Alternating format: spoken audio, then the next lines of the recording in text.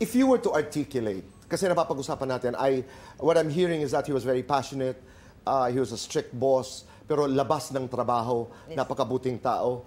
But if you were to articulate the most important lesson you learned from Mike as a broadcaster, ano yun?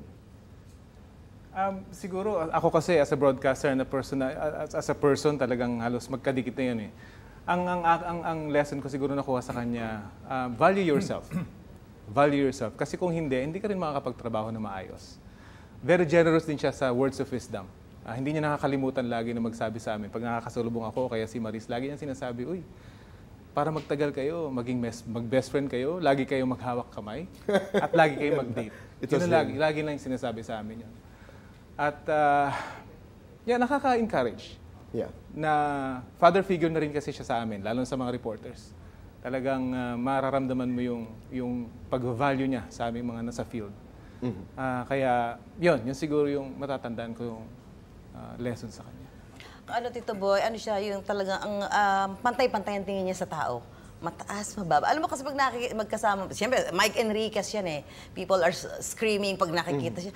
Talaga pag gayon sabi, Mike, pa-picture, wala siyang hinihindian kung kaya rin lang naman.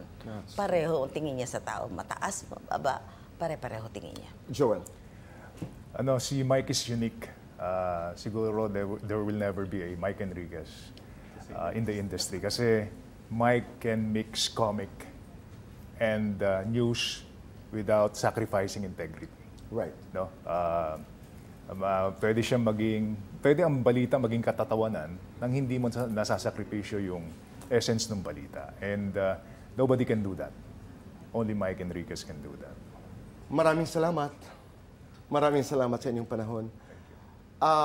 Narinig ko, he was a passionate man, he was dedicated, pantay-pantay ang tingin, maghawak kamay. That was Mike.